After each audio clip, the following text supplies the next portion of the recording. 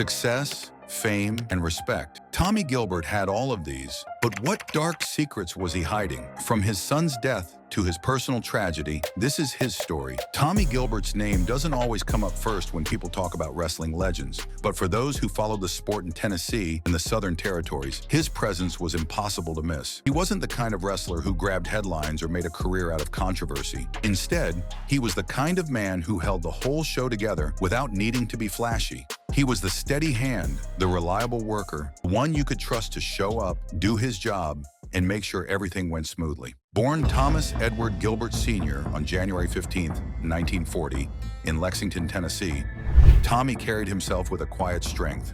When he stepped into wrestling in 1969 under promoter Nick Gulas, he wasn't aiming to be the loudest voice in the room. What he wanted was to wrestle, to earn respect, and to make a living in a business that at the time was unpredictable and grueling. For the first 6 years of his career, he stayed close to home, wrestling across Tennessee and becoming known as a dependable hand in a business where egos could run wild. Wrestling back then wasn't run by one big company. The territory system ruled everything. Each region had its own stars, its own champions, and its own way of telling stories. Wrestlers had to prove themselves in one territory before moving to the next, and reputations traveled quickly. By 1975, Tommy's name carried enough weight that he could work outside Tennessee, stepping into rings in Atlanta, Memphis, Mid-South, and even Puerto Rico. Wherever he went, he left the same impression. He was solid, professional, and trustworthy. Most of the time, he wrestled simply as Tommy Gilbert. He didn't need gimmicks to get over with the crowd, but he was smart enough to adapt when the industry began shifting toward bigger characters and outlandish personas. In the late 1980s, he even took on the masked role of Nightmare Freddy, based on the horror movie villain Freddy Krueger. It was a wild change from his usual straight-laced style, but it showed that Tommy was willing to play along with the evolution of wrestling. By 1984, Tommy stepped away from full-time wrestling, but like so many men who gave their lives to the business, he never really left. He became a referee in Mid-South and later the UWF, remaining part of the action even after hanging up his boots. He stayed in that role until the company was sold in 1987, proving once again that wrestling wasn't just a job to him, it was a way of life. Looking back at his record, it's clear just how respected he was. Tommy held championships across multiple promotions, especially in tag team competition. He was a 4-time NWA Southern Junior Heavyweight Champion. He won the Southern Tag Team Championship 7 times with partners as varied as Eddie Marlin, Bearcat Brown, Ricky Gibson, and his own son Eddie. He claimed the Mid-America Tag Team titles twice, the Eastern Sports Association North American Heavyweight Championship twice, and the Tennessee Tag Team Championship 4 times. He even captured the NWA World Six-Man Tag Team Championship twice. These titles weren't just props handed out at random. In wrestling, championships are a reflection of trust. Promoters give belts to people they know can carry the weight of the company. Tommy earned that trust again and again. The respect he commanded carried into his later years as well. He was inducted into the Memphis Wrestling Hall of Fame twice, first in 1994 and then again in 2017. In 2011, the Cauliflower Alley Club honored the entire Gilbert family with a family award, recognizing their combined contributions to the wrestling business. These honors confirmed what fans and fellow wrestlers had always known. Tommy Gilbert was a pillar of the industry, but as steady and professional as Tommy's story was, his son Eddie's path could not have been more different. Eddie grew up in wrestling. From the moment he could walk, he was surrounded by the sights, sounds, and energy of the sport. He debuted in 1977 under the name Tommy Gilbert Jr., carrying his father's legacy on his shoulders. In 1980, father and son teamed up to win the AWA Southern Tag Team Championship. For Tommy, it must have been a moment of pride to stand beside his boy in the ring with gold around their waists. For Eddie, it was only the beginning. Eddie was never meant to walk in his father's shadow. Where Tommy was consistent and steady, Eddie was bold and fiery. He became known as Hot Stuff Eddie Gilbert, and the name fit like a glove. He was charismatic, unpredictable, and always willing to push the envelope. Fans loved him, and promoters quickly saw he had a mind for the business. He wasn't just good in the ring, he was brilliant behind the scenes. In 1988, he was recognized as the best booker in wrestling, proof that his creativity and storytelling instincts set him apart. But Eddie's rise was interrupted by tragedy. In May of 1983, he was in a devastating car accident. The crash left him with severe injuries to his neck, arms, chest, and back. The damage was so extensive that doctors questioned whether he would ever wrestle again. He required plastic surgery just to repair some of the damage. For most people, that kind of trauma would have been the end of the road. But Eddie refused to let it stop him. He fought back, returned to the ring, and tried to keep going as if nothing had changed. The accident didn't just change his body, it also changed his story. Promoters took the real-life crash and folded it into his wrestling character, creating angles around his broken neck. At one point, he was even re-injured in a storyline that shocked fans and drew heavy criticism. Many felt it crossed the line.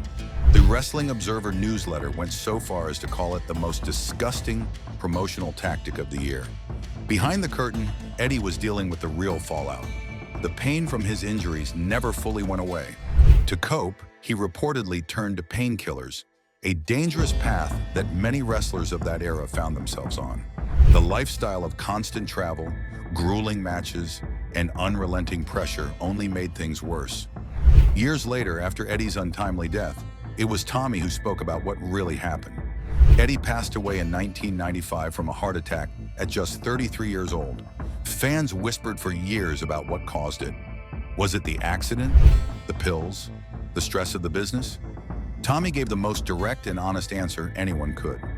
He said the injuries Eddie sustained in 1983, especially to his chest and heart, combined with his reliance on painkillers, likely played a major role in his son's early death.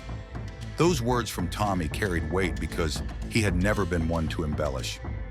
He was respected for his honesty and professionalism. When he confirmed what so many fans had suspected, it ended years of speculation. The truth didn't come from rumors. It came from a father who had lived through it and who carried the loss with him. The Gilbert family story didn't stop when Tommy or Eddie Gilbert passed away. In fact, it's still being told today, carried on by his surviving son, Doug Gilbert. Doug has taken on the role of family historian, and through his voice, the legacy of his father and his brother continues to live.